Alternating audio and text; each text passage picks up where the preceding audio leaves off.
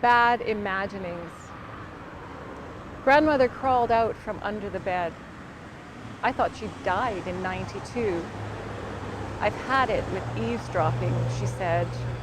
And seriously, try a little Berry White and a little more lube. I'm moving next door, where the children don't bite, and I don't see my dead husband's face in yours. Hi, my name is Rhonda Ganz, and I'm a Victoria poet. My first collection is called Frequent Small Loads of Laundry, and I'll be reading some poems from that and some other poems. I've picked this sculpture to read by because I love public art, and I think public art is like poetry. It's going to start a conversation.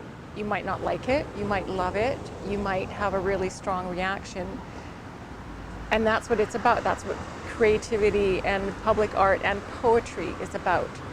You're not going to like every poem. Try a whole bunch of different authors, because somewhere in there there'll be a poem for you, just like when you're going down the street and you see a piece of art, you'll find one that you love too. So I also love this theme because it's mattresses and it's about sleeping and resting, and I love to sleep, and I spend a lot of time in bed taking naps with my cat. She would like to never leave this bed, but they already made a movie about that. The thingy at the bottom of the light fixture looks all the world like a nipple. But if the glass bowl is a breast, it's rigid, perverse. Such a blameless hemisphere. The best boobs are the ones you don't suspect, just like the best lovers aren't always the best dancers. Aren't the ones come hither with puff and swagger. They're the ones who watch from the sidelines, tell you, go ahead, dance with that cowboy first. Who started that rumor anyway? The one about good dancers? She's in a big bed with the man who can't dance. The one who kissed her after she kissed the boy. And the reason she sees light is because he's not above her anymore. He's everywhere else, and they're both laughing, because no one is smarter than the two of them in this moment. And he doesn't know it, but she's not going anywhere. She will ask him to open the window, to bring her oatmeal, the remote, and a pot to pee in. He will find a chiropractor who makes house calls. They're quiet now. He says his middle name is Joaquin. She asks him to call her Miss Rollings. Permit yourself an afternoon of wailing, too. Gratitude is the corner my mother made me stand in. Appreciation, a sinkhole big enough for both our houses. Nothing tastes bad anymore. Cod liver oil in a capsule, lemon jello antihistamine, a Demerol popsicle. A woman weaned her husband off Russian roulette, replacing his bullets with lithium. Likewise, I deceived you for your own good. The temperature dropped 2 degrees, and under the cedar shingles, ice crystals grew, tiny as amoeba, insidious as a crowbar. In Philadelphia on a Tuesday in March 1995, Gretchen closed the bedroom door, lay down on her bed, and prepared to die. That she would not take her last breath until a Friday in November 2009 did not deter her.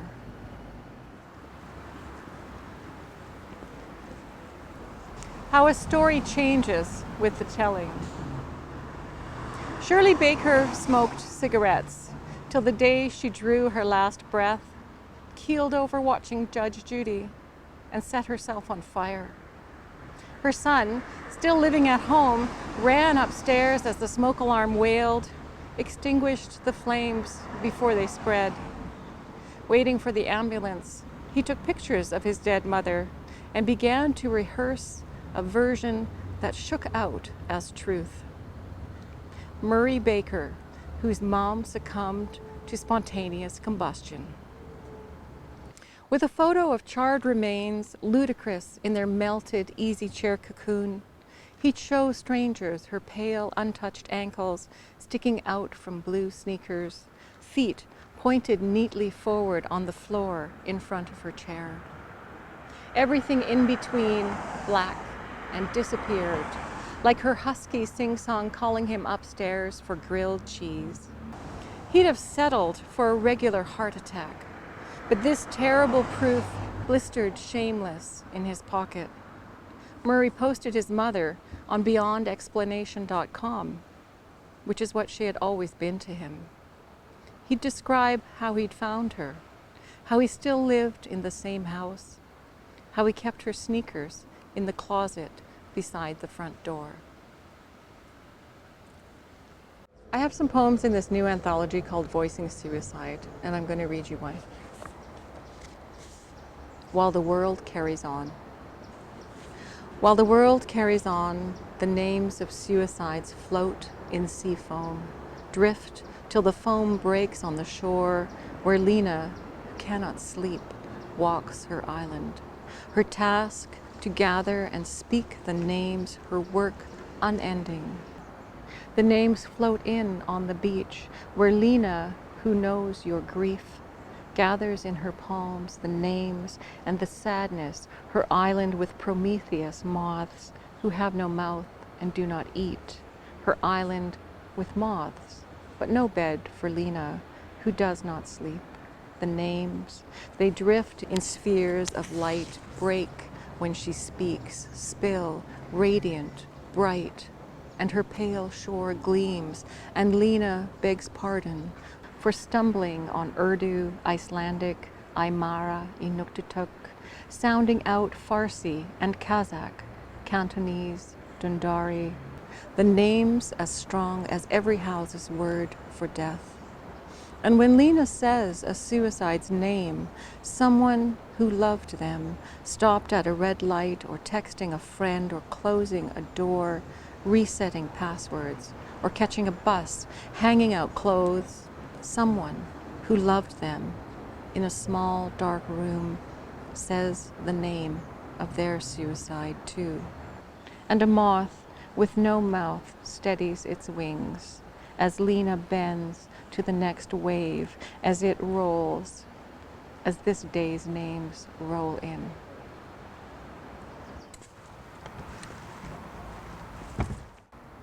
Despite our best intentions, the horses stayed in the lower meadow today, and Connor still won't look anyone in the eye. We chose dark blue for the kitchen, though that Renault show raved about a paint named Wishful Green. My imaginary country has only 6 inhabitants, and none of them are me.